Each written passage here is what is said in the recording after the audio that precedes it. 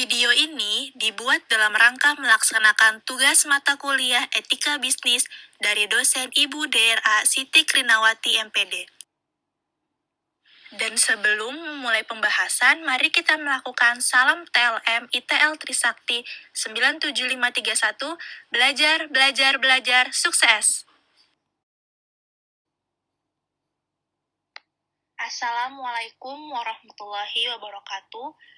Pada kesempatan kali ini, saya, Elvira Febrianti Agustina, akan membahas mengenai sejarah dan teori dari etika bisnis. Etika berasal dari kata Yunani yaitu ethos, yang berarti adat istiadat atau kebiasaan. Menurut Velasquez, etika bisnis adalah studi yang berfokus mengenai moral yang benar dan salah. Studi ini juga berkonsentrasi pada standar moral sebagaimana diterapkan dalam kebijakan, perilaku bisnis, dan institusi. Sejarah etika bisnis.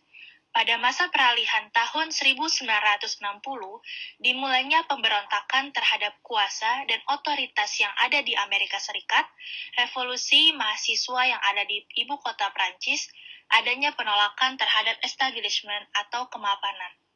Hal ini memberi perhatian pada dunia pendidikan khususnya di bidang ilmu manajemen, yaitu dengan menambahkan mata kuliah baru dalam kurikulum dengan nama Business and Society.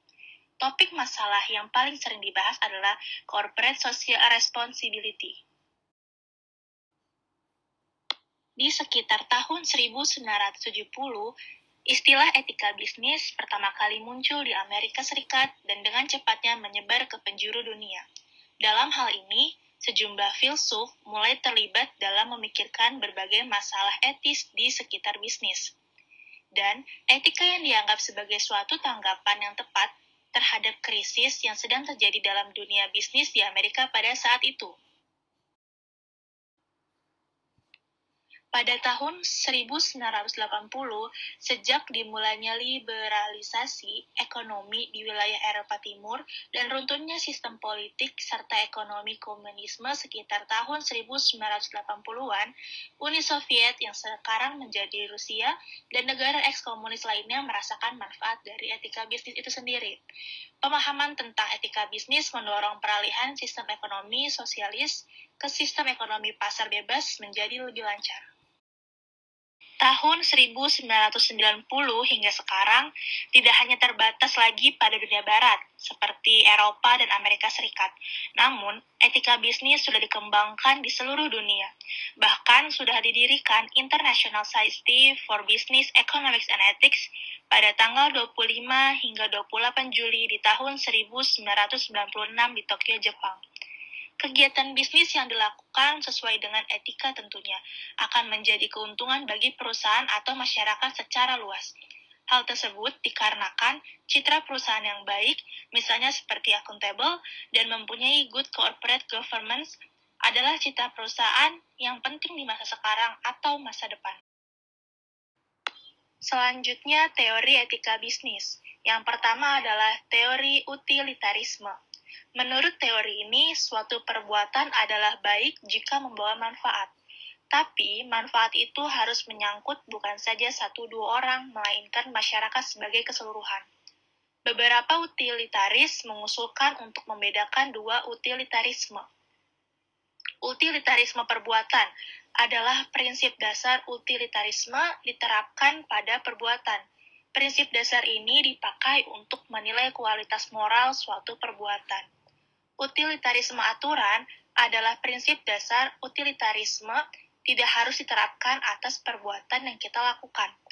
Melakukan atas aturan-aturan moral yang kita terima bersama dalam masyarakat sebagai pegangan bagi perilaku kita.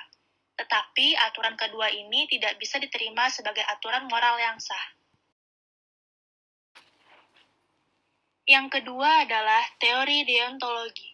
Istilah deontologi berasal dari kata Yunani yaitu deon, yang berarti adalah kewajiban. Dasar baik buruknya perbuatan adalah kewajiban yang tidak memperhatikan konsekuensi dari perbuatan. Kewajiban yang dilakukan oleh individu di mana kewajiban itu pantas untuk dilakukan sebagai bentuk tanggung jawab yang diperintahkan kepadanya. Yang ketiga yaitu teori hak. Hak didasarkan atas martabat manusia dan martabat semua manusia itu sama. Karena itu, teori ini sesuai dengan suasana pemikiran demokratis. Teori hak sesuai dengan penghargaan terhadap individu yang memiliki harkat tersendiri, sehingga siapapun tidak boleh dikorbankan demi mencapai suatu tujuan. Menurut Kant, manusia merupakan suatu tujuan pada dirinya. Karena itu, manusia dihormati sebagai tujuannya sendiri dan tidak boleh digunakan sebagai sarana untuk mencapai tujuan. Teori yang keempat adalah teori keutamaan. Pada teori keutamaan, konsep kepuasan menjadi dominan untuk dibahas karena setiap orang merasa harus diutamakan dalam memenuhi kebutuhan yang diinginkan. Di dalam upaya untuk memenuhi kebutuhan, seseorang sering menimbulkan sikap egoisme pada individu yang bersangkutan. Pada teori keutamaan ini, tidak menanyakan lagi tindakan mana yang etis atau tidak etis. Bila hal ini ditanyakan pada individu yang egoisme, maka jawabannya adalah tindakan itu dikatakan baik apabila tindakan tersebut dapat memenuhi kepuasan individu yang bersangkutan. Sekian penjelasan dari saya mengenai sejarah dan teori-teori etika bisnis. Kurang dan lebihnya mohon dimaafkan.